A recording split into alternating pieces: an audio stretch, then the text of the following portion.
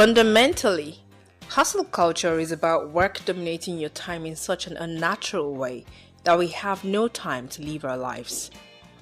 The demanding nature of our world now, where people have to pay multiple bills, take care of family, has led to the need to make more money to meet those needs. Coupled with the constantly increasing cost of living and inflation, people can't stop working. The weekends are no longer spent relaxing and spending time with family, but catching up on work that couldn't be completed during the week or doing other side hustles that can provide that extra money to cover some bills. Now, people log in long hours and take on side hustles for many reasons. Eloho, a 28-year-old woman, has to take on multiple jobs of being an editor by day, an English language tutor by night, and an invigilator on the weekends.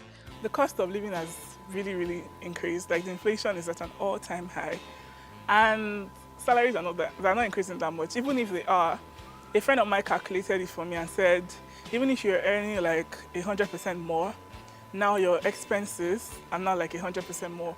For example, I moved houses twice in the last 3 years, and now the rent I'm paying right now is like 200% of what I started with on this same salary. So I say my salary is for 3 different things. So like the day job is for living expenses. Electricity tariff has increased twice. There's water bill, there's light bill, there's so many things to consider. Then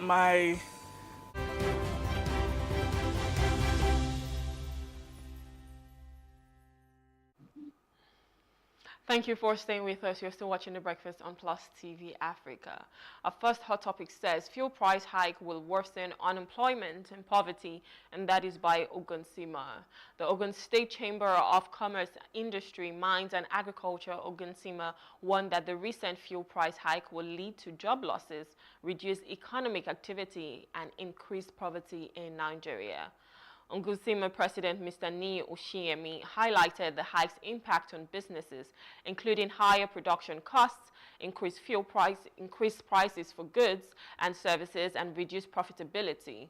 The chamber urged the federal government to reduce the pump price, support businesses, and invest in alternative energy to mitigate the negative effects. Ogunsima called for constructive dialogue with the government to find lasting solutions to the fuel price crisis. Now, joining us to discuss this is Biodun Showumi, is a public affairs analyst. Good morning, sir. Thank you for joining us. Good morning. Thank you for having me. All right. So first, I'd like to start by asking, do you support what Ogunsima is saying, the fact that this definitely would lead to unemployment, job losses, and everything that's going on right now? Well, if you look at the state of the Nigerian economy, we're already having structural changes within the economy. I mean, we've seen some multinationals leaving the oil sector, new players coming in, old ones leaving. We've seen the effect of energy crisis, on the manufacturing sector, leading to some companies also exiting our economy. So certainly, once you have any major cost push decisions, such as increasing fuel cost, which would lead to increased cost of logistics, we are bound to have some measure of reaction from the economy, either in terms of job losses or contraction, economic contraction. So, and that's certainly what I think Nasima is, Ogun Chambers of Commerce is referring to, which of course there are inevitable issues which will necessarily happen. Now, when you actually look at the whole issue, that's not just about it. It's not just about the cost of PMS alone, that would contract the economy. There are other decisions. Let me give you a good example. The decisions taken, policy decisions taken on agriculture, including the idea that we can allow food imports into the country in order to mitigate the high cost of foodstuff is also, leading to job losses. For instance, in the poultry industry, your state, 50% of the poultries are closed down. And then you have a national average of 40% closure in that sector, simply because of the influx, of sheep and poultry products. And the other issue is that when you look at the impact of grain simply because we are importing, grains to the tune of $5 billion a year from Russia and Ukraine, and the high level of the depreciation of Naira, it also has its major effect on so many other things, including cough syrup, things like Cerelac, food products, conflicts and other things, which these are normally used for. So it's not only PMS, there are also other cost push factors which are leading to job closures within the economy. But certainly, any increased cost will affect the economy negatively, particularly in relation to PMS. So do you think that the government understands this? They understand the impact that this is going to have, especially with the fact that we know what the employment sector looks like right now. So many people are unemployed. So many people cannot even if they have a job, they don't even have enough money for themselves. So do you think the government understands the impact, the ripple effect that this price hike could cause in Nigeria or for Nigerians as a whole? Well, I'm perfectly sure they do. So is it a case of we don't care? I don't think so. We have to understand when we make laws in this country, we should understand the full impact of the law. When the PIB was presented to the National Assembly, how many people paid attention to the provisions when it was being passed into law? That's where the problem is starting from currently. The PIB, now PIA, once passed into law, actually made provision for the total deregulation of the economy. It made provision for, prices to be determined by market forces. There are clear provisions of the PIA, Petroleum Industry Act, and this was passed. We all close our eyes knowing the full implication. What the government is doing currently is implementing the provisions of the law passed by the National Assembly. That is the major issue. If you don't want that law, we scrap it. If you don't scrap the law has to be implemented, because we live in a country, in a democracy governed by the rule of law. So that is the major problem here. If you look at the PIA, it was actually the PIA that housed, not only the Petroleum Equality Fund, the PEF, it also housed, the issue of the 445,000 barrels of crude oil reserved for domestic consumption. Practically speaking. So these are the problems when laws are being made and we are not paying enough attention to the details and the full implications on our people in Nigeria. So, but with that as it may, that does not excuse Mr. President or the state government or federal government, from being sensitive, and in its implementation. They still have a duty to ensure the security of lives and properties, of all citizens. So within that context, I still feel that the issue of PMS is not as simple as we tend to look at it at times. Now, the cost of a barrel of crude oil at the international market will always affect, the price which we pay at the pump in Nigeria, given the fact that the raw material for PMS is actually the crude oil. So it depends on how much the refineries are getting it. That will determine, partly determine what their cost will be. The second factor is the value of our local currency. If Naira continues on the free fall, of course, you would expect that the cost of purchasing dollar will go up, and that would also have a negative effect. On the other side, on the flip side, if Naira appreciates and you have a barrel of crude oil, the price of a barrel of crude oil falling, again, there will be a corresponding decrease, in the cost of PMS. So that's what we chose to do through our National Assembly when they passed the PIA. So those are clear provisions of the law. So whichever or whatever it is, it's up to government to look at how to ameliorate the situation. And there is no way we can achieve, stable foreign exchange if we don't deal with the issue of inflation.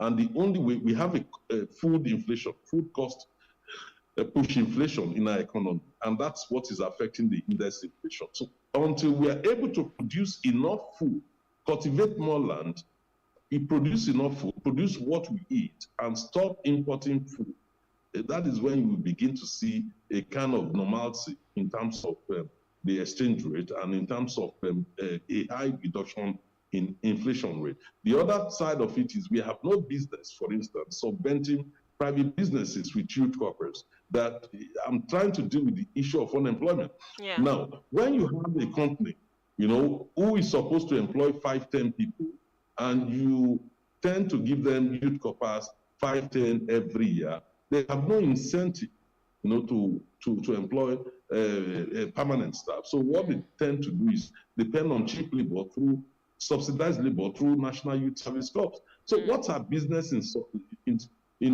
subventing private businesses in that way? Why don't we get all our youth corpers that is compulsory?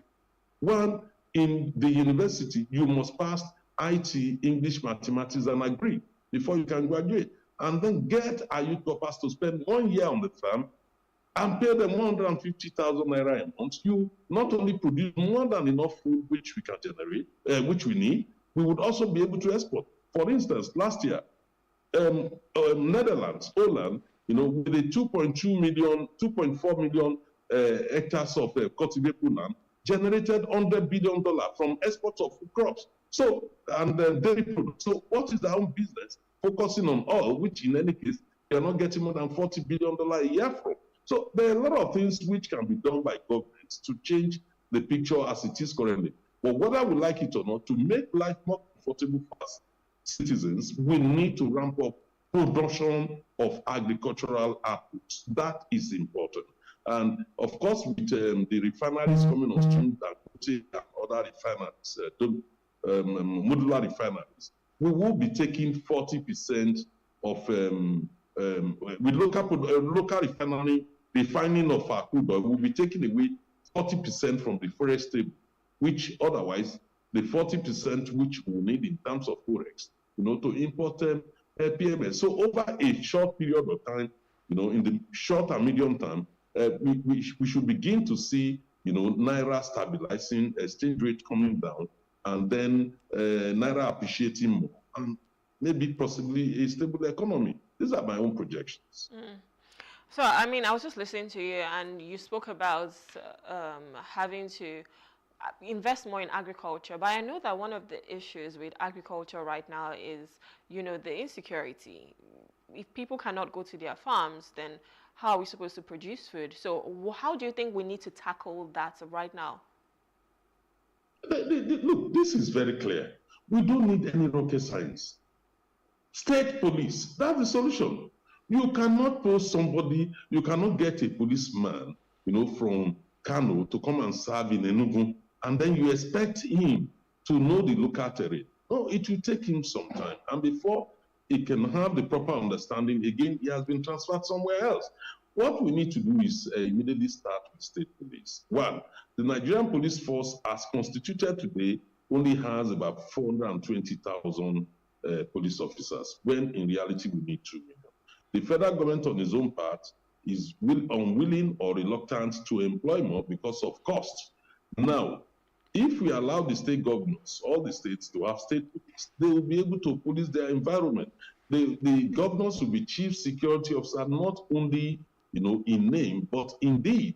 And they will be able to focus on the local priorities. For instance, in Middle Belt and Plateau, the issue of farmers not being able to go to farm would have to be their priority there.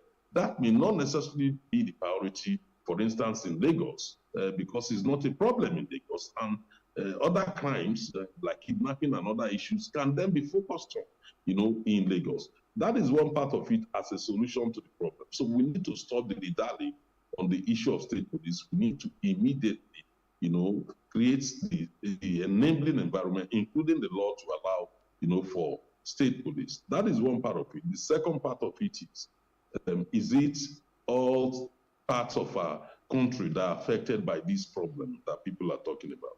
There are people going to farm. Largely in the Southwest, I don't see this as a major problem in terms of farmers not being able to go to farm. This is not a real major problem in the Southwest, and we all know this. So therefore, why can't areas where we do not have much of security issues, why can't they ramp up production agricultural input? Why can't they farm more than expecting, depending on a section of the country, the Middle Belt particularly, which is badly affected, by insecurity? Another thing I wanted to speak about was, okay, we know that this fuel price has increased so much, in fact, from about 617 now to 897, which is over 50% increase, and we've even seen a surge in transportation. But my question now is, it's been 446 days, approximately 16 months since the president assumed office, and there was just one word that he said, which has, lingered till now, 446 days later, which is fuel subsidy is gone. If you look at other countries, they're subsidizing one thing or another. It's a very direct question, and I just want to get your own opinion. You're not going to be, nobody's going to hold it over your head. But do you think fuel subsidy being gone, is that a good call or a bad call?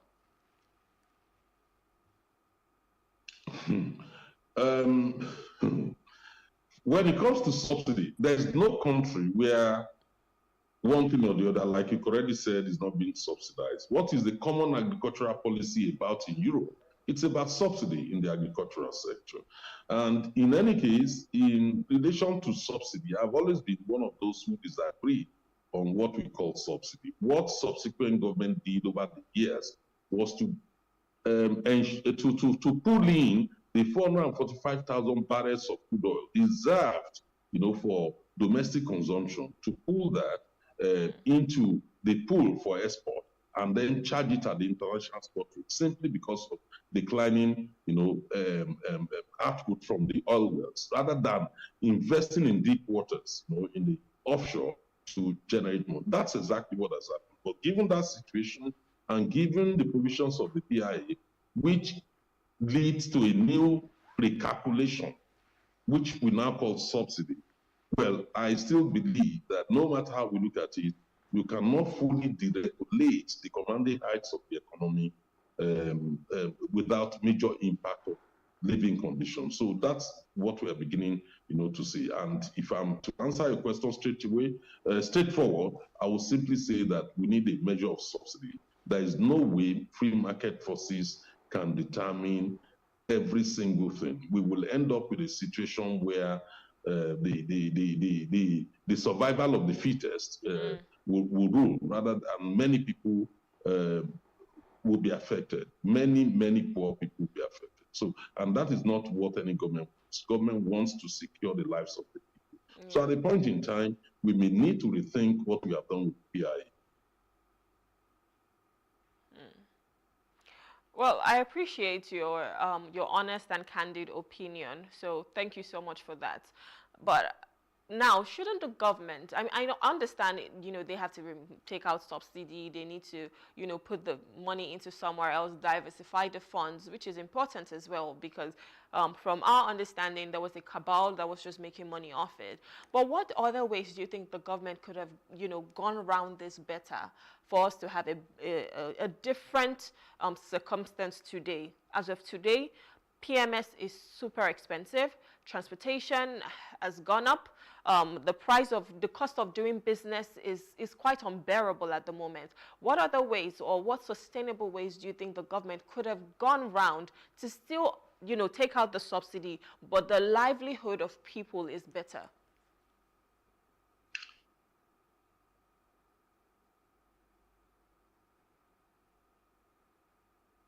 Hello, sir, can you hear me? Hello, sir. Yeah, we could have. Hello. Okay, yes, please go ahead. Hello. Yes.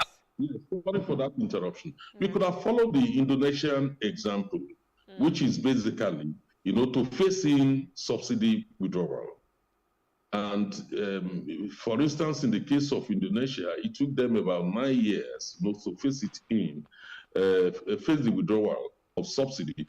And today, Indonesia has a 1.3, I think so, about 1.1 or 1.3 trillion dollar economy. We, president and the country is still handling for $1 trillion economy. That is our own goal. But it took them about 9 years. One, they ensure that the refineries are working, and they were phasing them in gradually. And they created some safety nets for the poor, the most vulnerable people, and also look at other ways of making it easier for businesses in terms of alternative energy, for businesses and all that. So yes, we could have gone down that route, but we did not. The reason is also very clear, because we were faced with an economy that was virtually bankrupt when Tinubu came into power. Nobody would have thought, anyone in their right sense would have thought there will be a president in this country that will sell our oil in advance, collect the money even before the oil is produced. Nobody could have imagined that. We find ourselves, in a very strange, novel, situation, and that is exactly why government had to react to it. I think, in my view, the way they did, because we should have known that the last administration was up to something. A budget is done for a year. They did only a budget for subsidy for 6 months, simply because they knew there would be no more money left, to subvent anything or even to pay salaries. So that probably explains the radical decision taken by Tinubu. But in fact, the way I see it is that we could have managed this better. Again, it's not even helping when you look at the role of NNPC. We have had so many failed promises. By December last year, the refineries will be working, Port Harcourt will be working, by March it will be working, by June, by July, by August, and yet Port Harcourt is still not working till now. And we've not had any personnel changes at the NNPC. We simply leave the same people, to keep doing the same thing, even without getting the results which are badly desired at this very moment. So I think government needs to look at NNPC again, particularly the management of NNPCL Limited. We don't just have to keep, because trust is very important. Yeah. It does not matter whether Mele Kyari and others are doing their best. The issue is this: there's a trust deficit. Right. The public just simply does not trust the current management of NNPCL, and I think it's in the best interest of the country that something should be done in that regard. Speaking about trust, it's so important that we are transparent and accountable to each other. And I know that the World Bank has even said that the NNPCL is not transparent in any way. So I agree with you, and I'm sure so many people would also share that same sentiment, saying we really, really need to look into the management of the NNPCL. Thank you so much for coming, Biodun. We just hope that Nigeria would be better. This fuel price hike has just really caused a lot of mayhem, but hopefully the government would try their best and do what is needful to ensure that they improve the lives of Nigerians. Biodun, we want to say thank you so much for coming to discuss this with us. Thank you. Thank you for having me. All right. Have an amazing weekend. We've been speaking with Biodun Sowunmi. He's a public affairs analyst, and we've just been looking at the potential drawbacks with the fuel price hike in Nigeria right now. We'll go on a short break. When we return, we'll be looking at the Marriage Act in Nigeria. Please stay with us.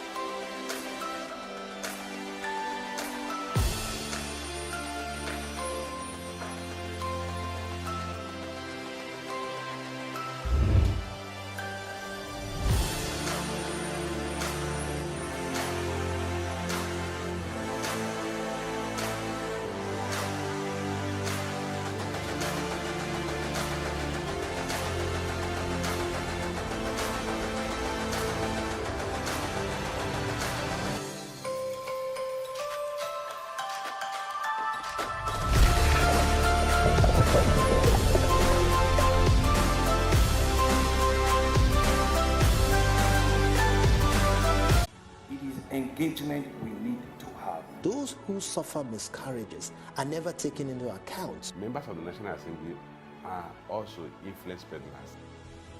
You are sitting on Nigerians' money. From the barbing, I pay my rent.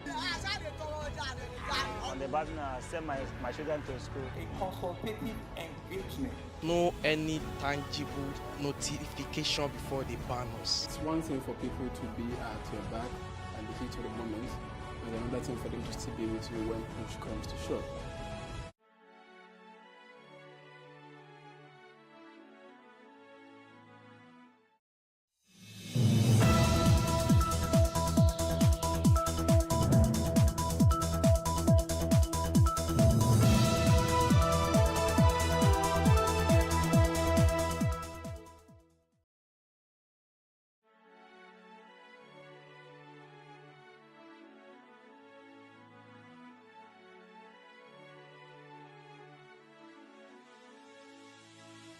It is engagement we need to have. Those who suffer miscarriages are never taken into account. Members of the National Assembly are also influence peddlers.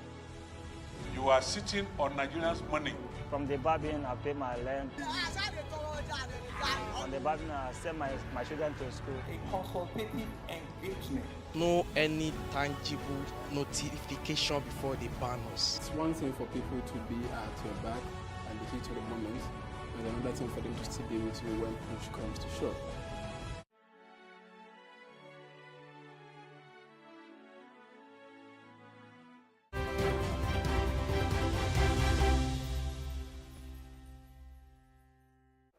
Is it better? Can I see him, please? We'll manage it. It's a bit dark. We'll manage it. Okay. Lawal, if you know what's going on, I can hear many, many voices. Higher voices in my head.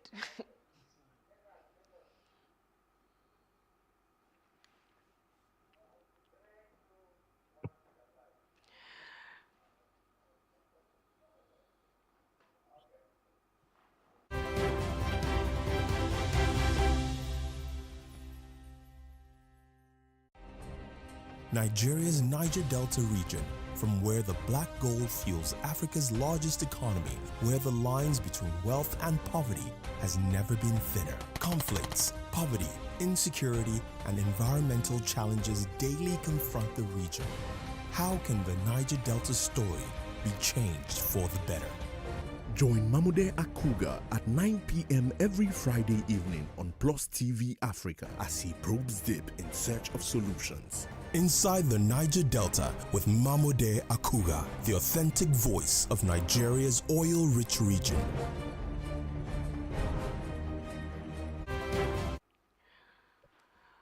Thank you for staying with us. You're still watching The Breakfast on Plus TV Africa. And now we're talking about revisiting Nigeria's Marriage Act. The Court of Appeal ruled in Maimuna Mohammed ORS versus Nike Mohammed and ORS that a marriage conducted under the Marriage Act by a Muslim does not prevent them from marrying multiple wives under Islamic law, contradicting the common belief that the Act guarantees monogamous marriage and inheritance rights. The ruling has major implications, especially for women who married under the Act expecting monogamy and exclusive inheritance rights, as the decision allows Muslim men to marry up to 4 wives and distribute their estates under Islamic law, even if the marriage was conducted under the Act. The court's decision raises critical questions about whether statutory marriages under the Act apply to Muslims, the relationship between religious freedom and marriage law, and the broader implications of allowing Muslims to bypass the legal incidence of the Act. The decision underscores the need to revisit Nigeria's Marriage Act, particularly in how it applies to marriages involving Muslims, to ensure clarity and fairness in the legal framework governing marriages and inheritance, and to protect the rights of all individuals entering into statutory marriages. Now, joining us to unravel all of this and make sense of it is Elvis Sia. He's a legal advisor. Good morning, sir. Thank you for joining us. Good morning. Thank you for having me on the program. All right. So a court recently ruled, I think that was sometime in August, about Maimuna and Nike Mohammed. I just want you to give us a little brief overview of what happened and what the ruling was. Well, there's Mr. Mohammed, who was a military officer, married an evangelist, in fact, Christian, under the Act, and unfortunately died. But before he died, subsequently married 3 other wives under Islamic law.